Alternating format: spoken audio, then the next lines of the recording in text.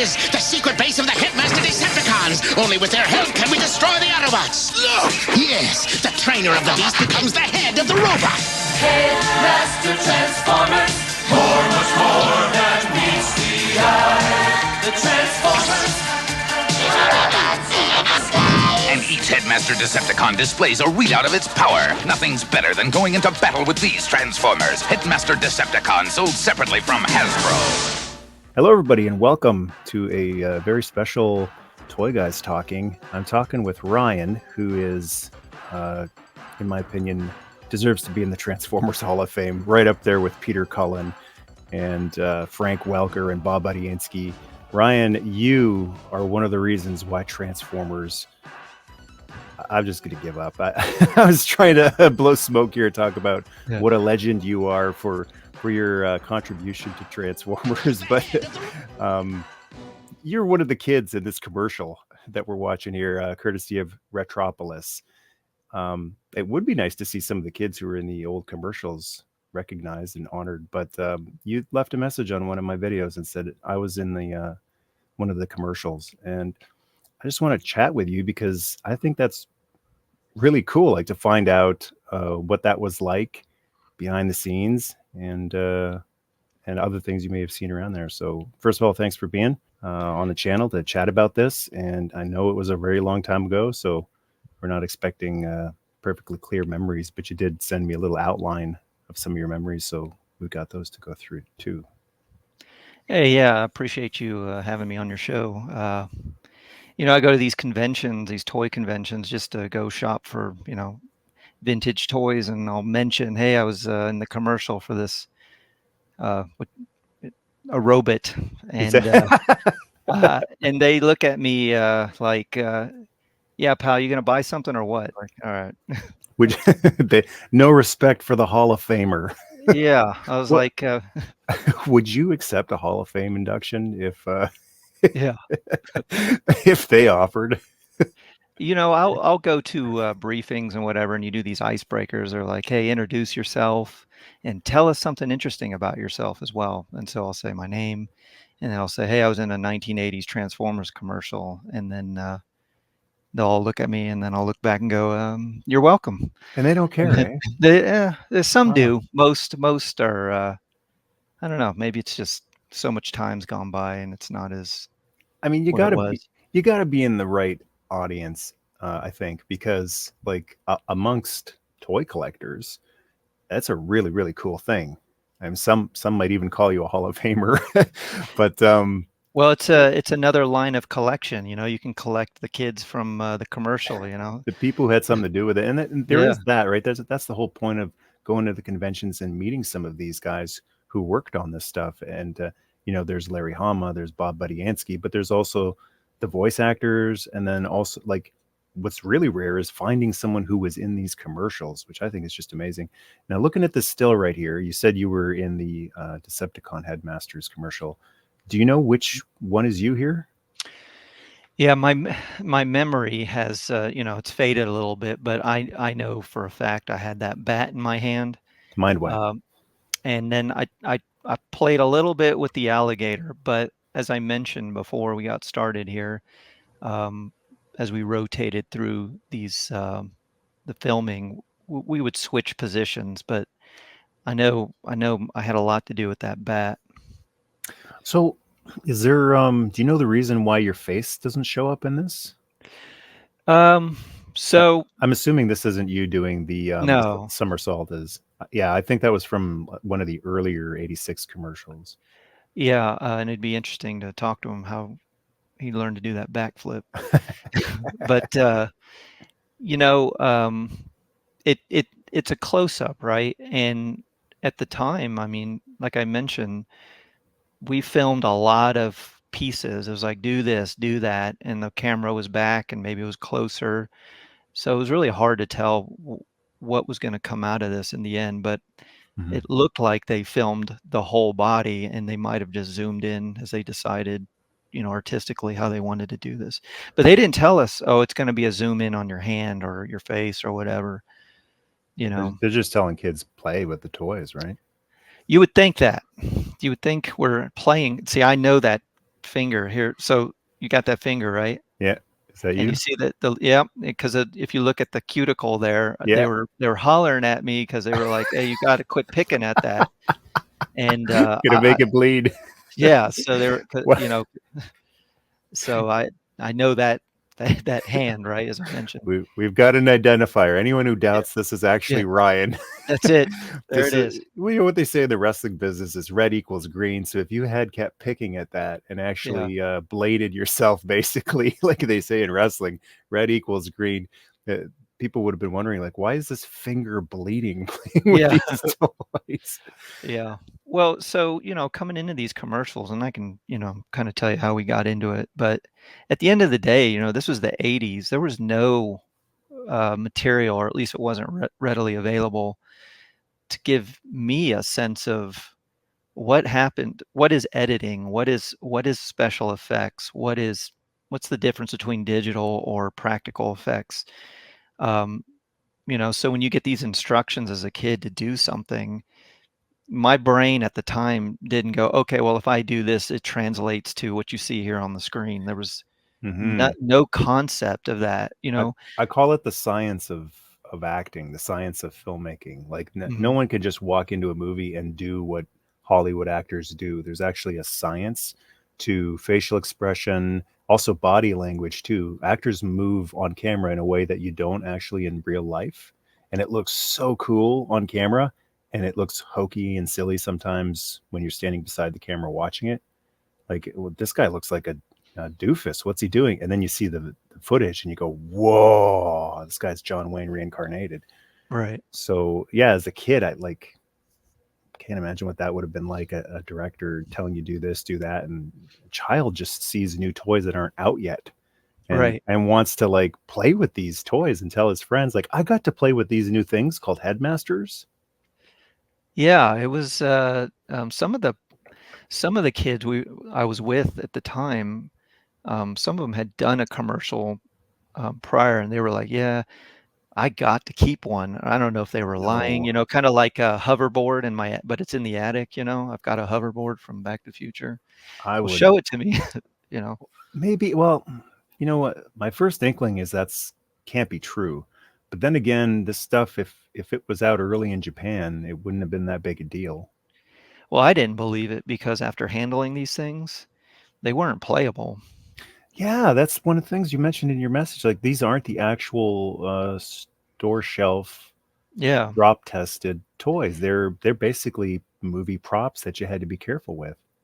Yeah, you'll see, I think it's at the end where the Transformers, that part right there, and I believe that's me on the right, because the left actor, I struggled with dropping these Transformers. As you well know, when these things came out, they were a small fortune. So if you got one, I Hmm. mean, I had Starscream and Soundwave at the time and maybe a couple others, but they weren't like toys today where you could have 10, 12 of these things. So holding those two on the left, I would drop my hands, but I wouldn't really let go of the Transformer. And they kept telling me, hey, let go. Oh, you're And supposed to drop them with the other guy dropping I was, his. yeah, so, but my hand would, kind of like Ricky Bobby, I don't know what to do with my hands. They would just sit there in the frame, and I would be continually be lit up for not dropping my hands, not dropping the Transformer. And when I dropped those the first time, they just exploded like Legos. And they didn't even use that shot. No, and I would feel so bad about it. Start picking the pieces up. They're like, "Get off the stage," Wow, and that's brutal. then the people would pick up the pieces and reglue them together, or That they'd have. that can be an issue with. I've been on a few sets, and it can be a very like, how do I say, they've been doing their things so long, and I mean, it applies to any company, I guess. They've been doing their things so long and are so used to it, they don't understand how to treat normal outsiders with any sort of respect, I decency. They're just like they bark, right? Because they're Yeah. so used to it. I just think, and every one of us, all the kids there, we struggled with that director. And I'm not I can't imagine what kind of stress he was under, because I mean, every director, every good director, even some of the stuff I've directed, as nice and patient as I tried to be with everyone, there were some people who were like, well, you were kind of impatient with me. And I was like, well, you know what? You got me there. I absolutely was. I was doing 1,000 different things at the same time. And I'm sorry I had to tell you something 5 times, when most of the other people got it after I told them once or twice. But yeah, sometimes that's just too little time, too much to do, and just not enough people paying attention. And that's where I think we swapped spots, and I came from the right down knock, and then I think the other kid dropped the Transformers. But yeah, I mean, you're holding these things up in the air, and you have, there's no live feedback. You're holding a wolf, you're holding a bat, and you're and move it right here at this time. It was tough to translate. Why even use, I'm wondering why even use children? Obviously you're not going to use a big bodybuilder beefy hand, but the hands are barely in the shot.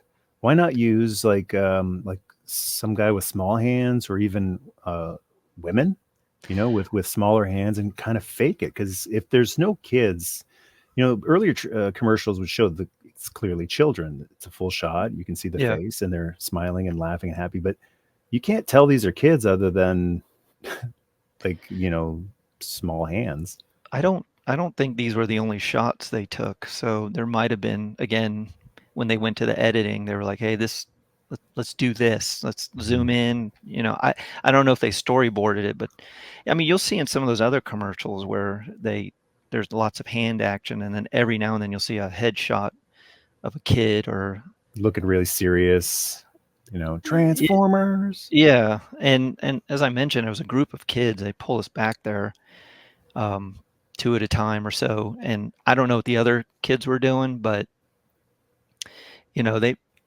we had to stay till everybody was done too. So I think they were just getting all the footage they could, probably long shots or zoomed in shots, and this small clip here, represents many clips that they took, and this was the outcome. I could have been in a full face commercial all the same, just a matter of the ticket I drew when they called my name and the other person's name. That's the trouble when you're a performer too. Like, you don't have any creative input or say in what the final edit is going to look like. They do with the footage they have of you whatever they please, and they can literally, if they got a shot of you picking your nose, they could throw that in there and make you look like a fool. Right. And you're sitting there going, that wasn't really the deal. That's not what I was hired for. And they can just say, well, yeah, but we enjoy mocking you. So there you go. And you have no power. I'm surprised they didn't explode here with how fragile you said they were when you bang them down. Right.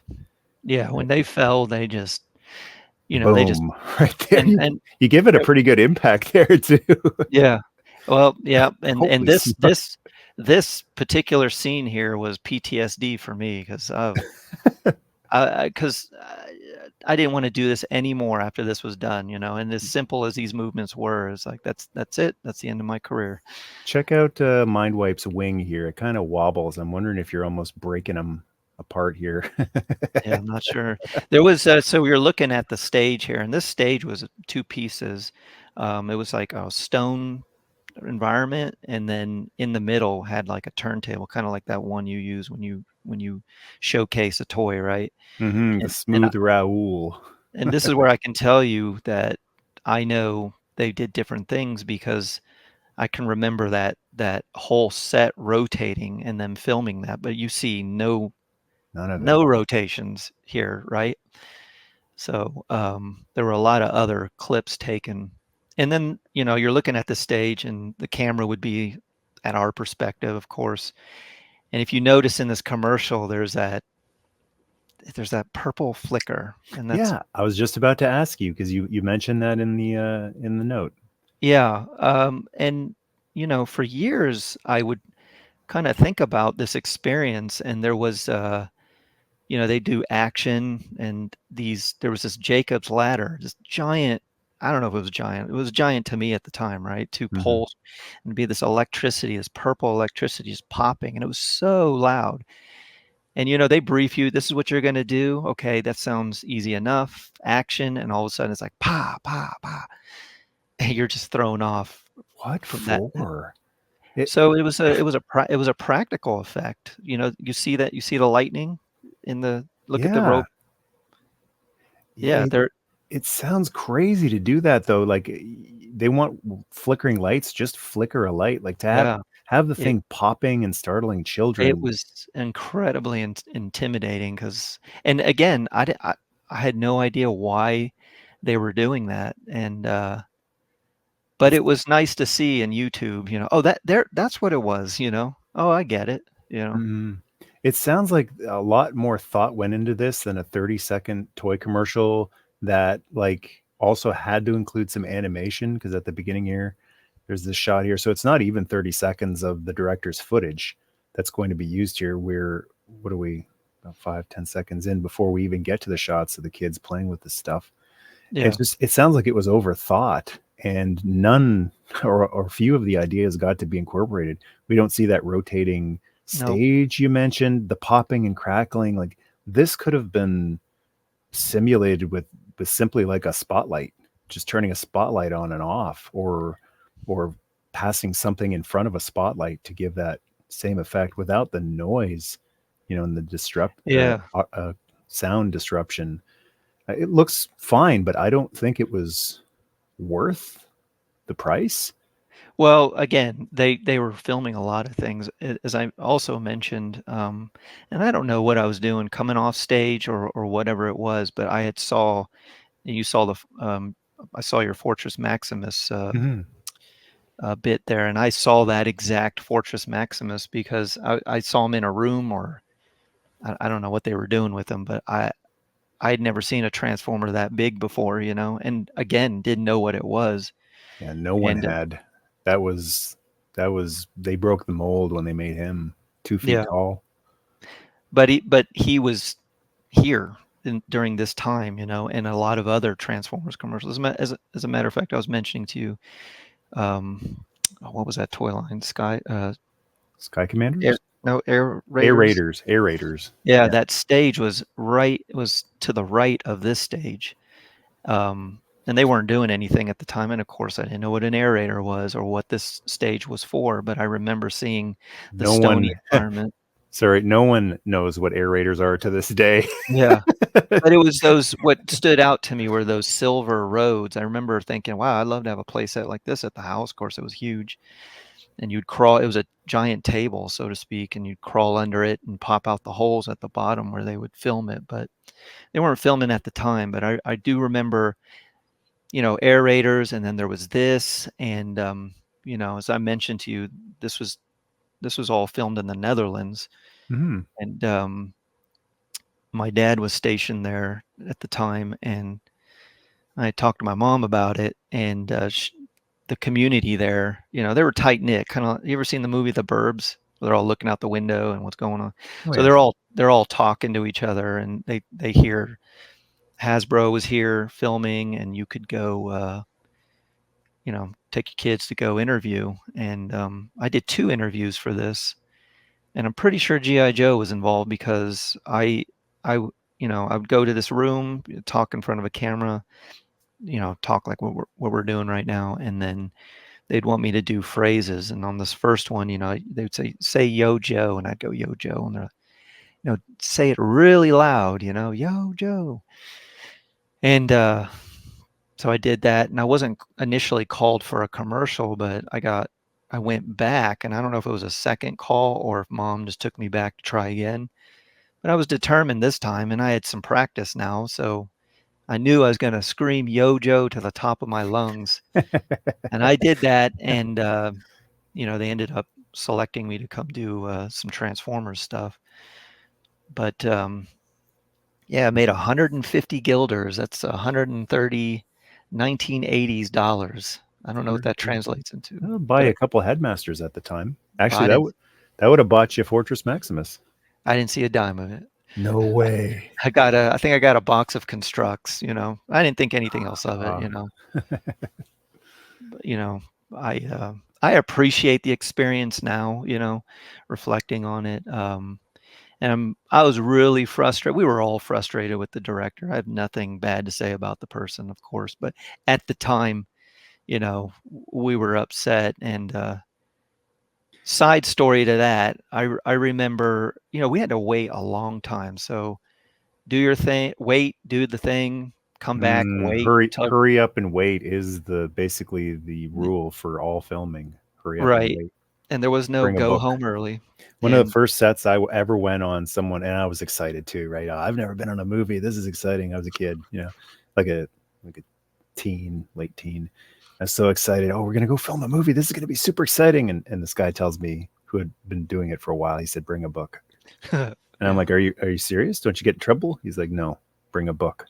And I brought one, and I'm glad I did, because it was so boring and tedious, and it always is, except for the director, who's pulling his hair out because he's got 1,000 things to do, and he's trying to get like everyone, to do these things, but you just can't do everything at the same time. No, and that's understood now, I can, being an adult. Yeah. But I do remember we had done our parts of the commercial, and there were other kids doing theirs.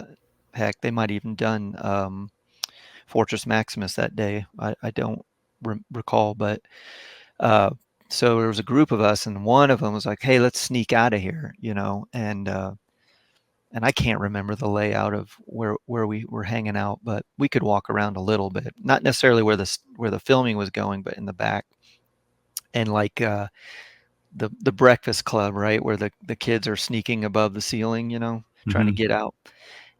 We snuck under the receptionist desk and went outside and just walked around. It was just nice to get some fresh air, and we weren't supposed to be out there. And for some reason, one of the kids has a soft drink and he just throws it on the car. And I'm thinking, it's not something I would do, but everybody's giggling. So I joined the club. And so we get back in, sneak back under receptionist desk, go back, and then we're wondering whose car that was. So we go back and just ask, "Hey, whose car is that over there?" And the receptionist looks and goes, "Oh, that's the director's car." Of course. And as fate would have it, and there's a little instant karma for you. I was like, at that moment, it was great, but I would have been upset myself. But that's great. Having worked on the Decepticon Headmasters, did you feel like, oh man, I would have rather been on that Fortress Maximus commercial, or this new Air Raiders toy line?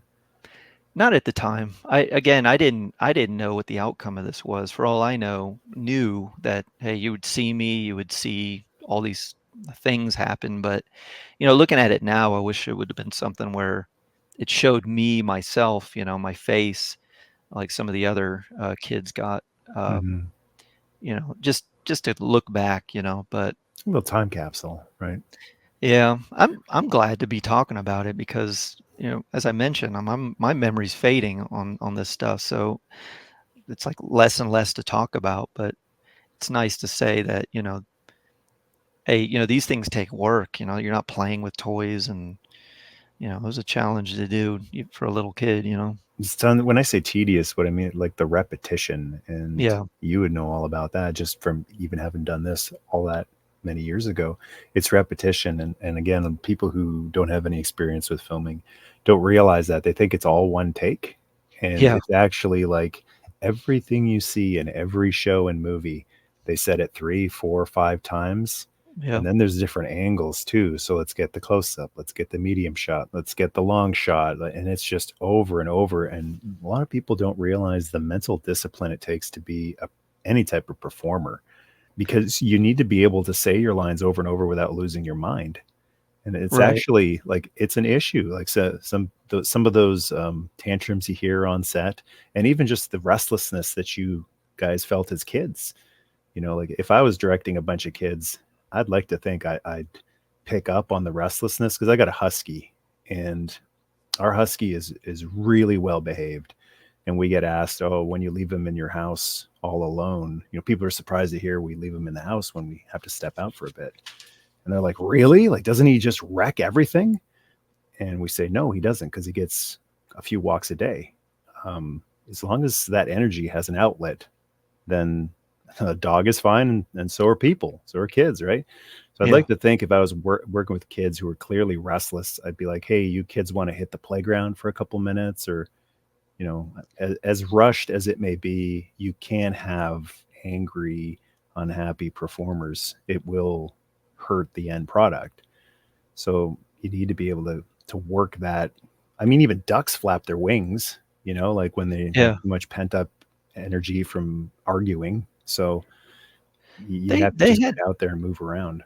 They had some of that, I guess. The you do the, hey, do this, do that, all right, get off the stage, because they had 40,000 pieces of a transformer to pick up and put back together, and we would go behind the camera, and I don't know if it was in a room or what, but we'd sit, and there were these young ladies helping us with our hair, and just talking to us real calm, and that was refreshing to be with them, and then when they were ready, we'd go back out there again. It was timing. Hey, at this time, rotate, move your hand like this. Yeah. I think if we would have been able to see some sort of result, like, this is what it looks like, or this is why this, and again, my attention span might have been short. This scary lightning effect is for lighting, just maybe a little tour on what it was we were doing. They may or may not have done that, but it just didn't translate well for me as a kid, That is such an important part, and it reminds me of some times where I was filming something like a music video, and just on the little video camcorder, opening that side screen up, rewinding the footage, and showing a couple seconds, even on the teeny tiny little flip out LCD screen, that meant so much to people I was working with, because they'd all huddle, and I'm standing there going, oh, like, trust me, this will look better on a TV. And no one cared. They were like, just show us, like a 3-inch by 2-inch screen or a 2 by 1-inch screen. Just show us what we just did. And just being able to take a second, take a minute, put a minute aside, and show the people the footage. And it would just light people up and reinvigorate them.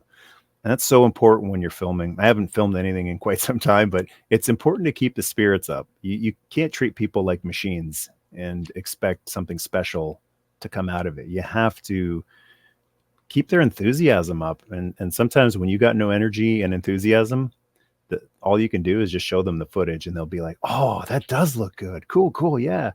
All of a sudden they got a little more energy for a couple more takes. Well, I did get some energy, and that was 20 years later when I saw it on YouTube, and I was like, oh, I get it. That's awesome. I'm ready. Let's do more. So yeah, that's an interesting thought. When this was done, when did you first see it? It was YouTube.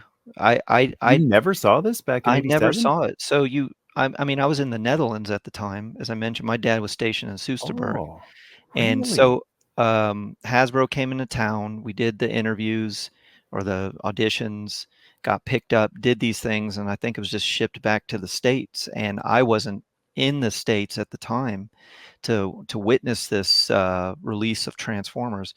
And again, the borders aren't like they were now too. They had the Guilder, and Germany had their money, and so it was always seemed like it was a delay.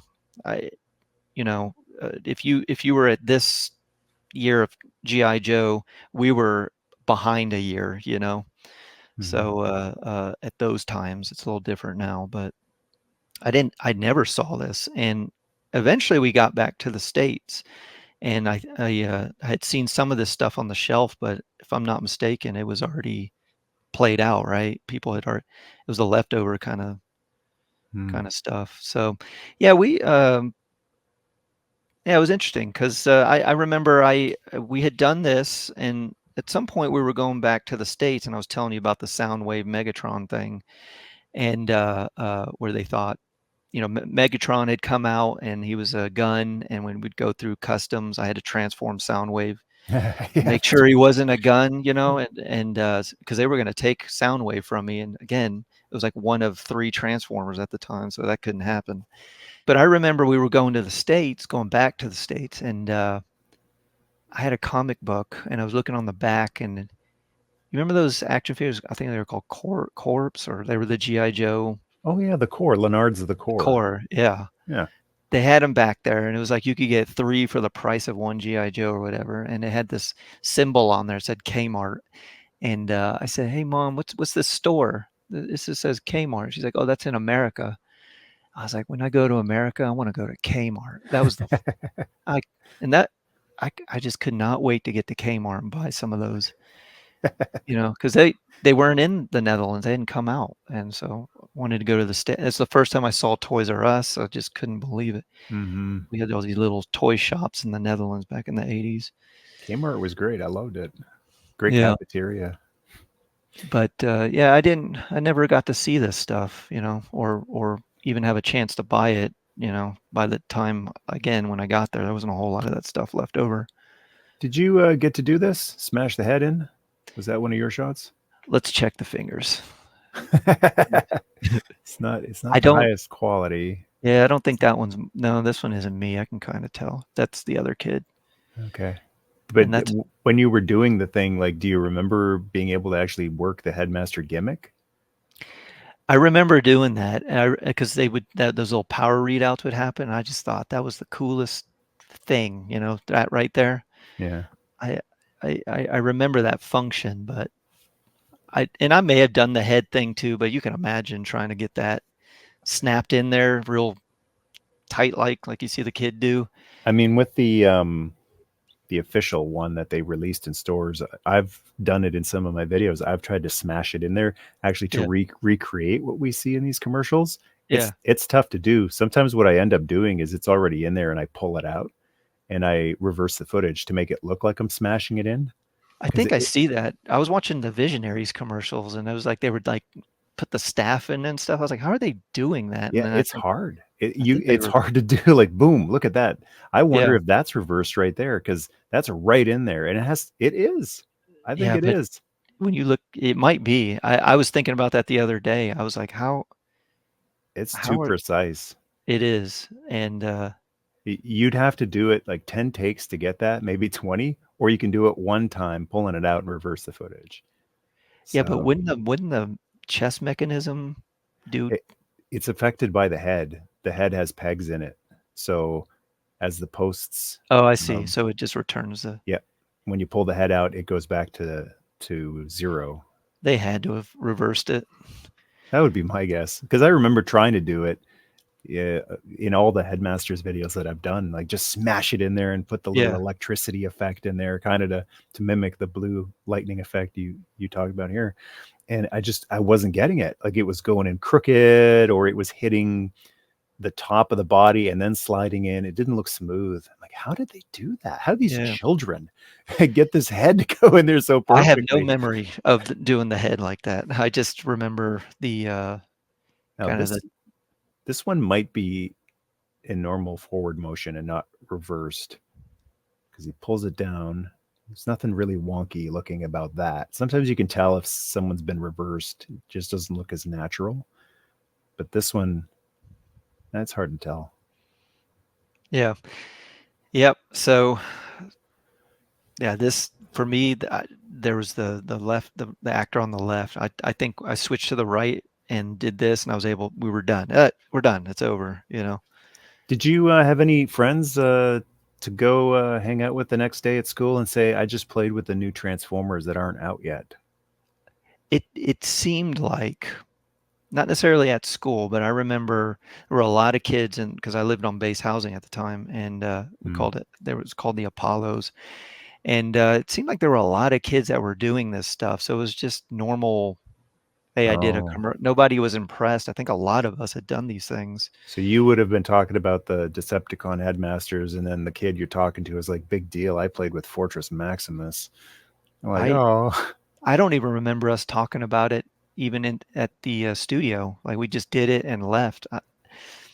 I do remember personally thinking how cool this stuff was, because there were these as you look to the stage and imagine the camera on it, to the right of that was like little booths, and they had just all kinds of different Transformers in there. Some of them posed, pre-posed. Some of them, I think they were just ready for the next, kids to come in to do their commercials. I don't know how many were done this day, but yeah, I don't know. I didn't really think of it like that. I thought it was cool, the ones that I saw, and that was a memory of my own. We might have talked about it a little bit, but yeah, it was no gloating or anything that I remember about any of this stuff. And Yeah. I gotta wonder, like the kids who got to play with Fortress Maximus, what really would they have been able to do with them? Because prototype, not that tough. And then I've got one right now, and there's not much I can do with it as an adult. Like he takes quite a bit of force to move around, and you can't really play with him. Like the videos I've done on him, he's heavy. So it's like he's kind of a chore.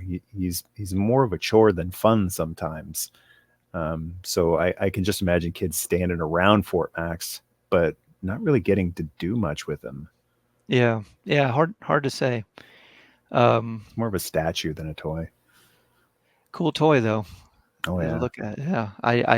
I still, like, in my head, that was one of those like breathtaking, like this is almost as big as me, you know. Yeah, 2 feet. Yeah. Yeah, it was a big deal to see something like that. Yeah, it's you watch these, they're a lot of fun to see. I feel like I'm being a downer about the experience, Again, I appreciate being able to do this, but it was it was hot. Those studio lamps are really warm. Oh, brutal, The brutal. the the the sound of that Jacob's ladder, not knowing what special effects do, what an outcome would be, and not even knowing how long were we going to be up here. I'm sitting there doing this stuff, and when does it end? Hmm. So and I think, I don't know when we did this. Maybe the same year they came out, maybe the year before. But just what does this look like when it's done? And Didn't I even didn't get to see it. never got to see it. Never got to buy one either because they weren't out at the time. So It sounds like a little too much for little kids that never had any experience to have to put up with. You can't.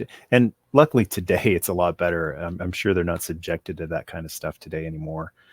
But it sounds like a bit much to just throw kids into this. And, I don't think you would have had that type of experience on like a Spielberg film or something like that. yeah, and again, that was just my experience. I was a timid kid to begin with, so Also, like, I don't think you sound like a downer because you kind of sound like I sound, what I think I sound like anytime I've ever talked about any of my film shoots. Because people are like, "Oh, sounds exciting," or they see a video of mine. "Oh, that looked exciting," and I go, "Yeah, it wasn't." Like, right. "Oh, everyone had fun on that one, Mike," and I go, "Yeah, guess who didn't?"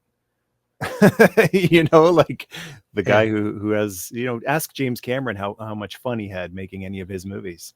And James, underwater. yeah, any like any movie, and lots of people had fun working on James Cameron movies, and James just has that kind of stoic look, and he goes, "I'm glad they had fun," with like Yeah, no hint of a smile. right. It comes at a price, it comes at a Yeah. price. Yeah, I mean, I think the most fun we had was when we snuck outside and walked around a little bit, right? And the rest of this was like looking at our wrists. Are we done? Can we go home? Yeah.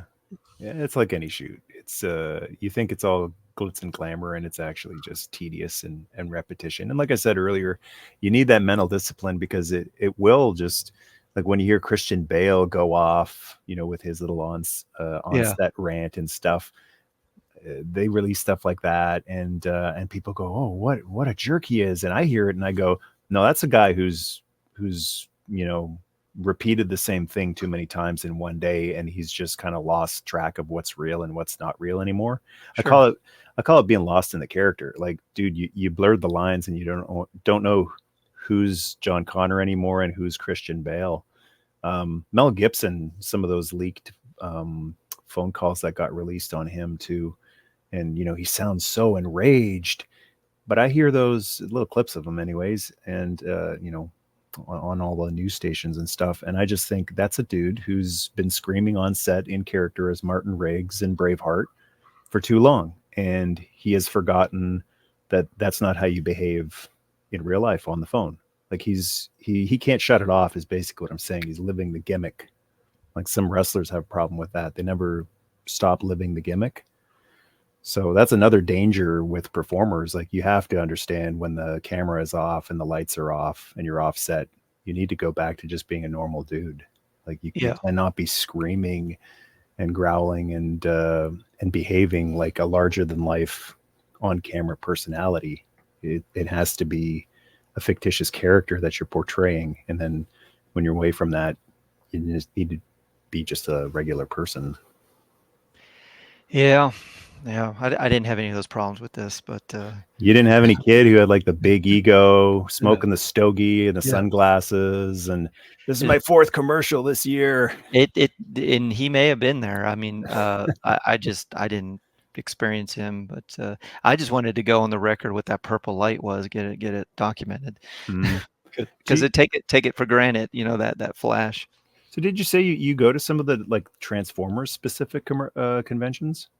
No, I'll go to a toy convention where you can go buy things, and I'll just be looking around, and a vendor might be selling one of these guys, and I'll be like, hey, I did the commercial for it, and they don't care. Yeah, well, the vendors, sometimes they don't care, but most people don't. You're the first that ever showed some interest. I like mentioning it because I've always wanted to maybe reconnect with one of those kids that were here, right? Because that's what I'm hoping will happen from this. You never know, because just like you dropping a comment saying, hey, that I was in that, or I was in one of these, who knows, we might hear from the guy who's holding brainstorm here and going, oh, that was me, we locked in Mortal Kombat in the Netherlands all these years ago. Maybe as a similar story, maybe I have some false memories, but it would be cool to maybe hear some of the other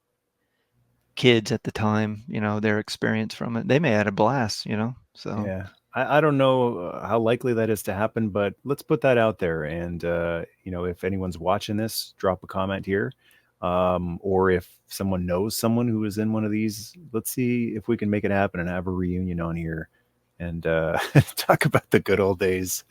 working under the slave driver.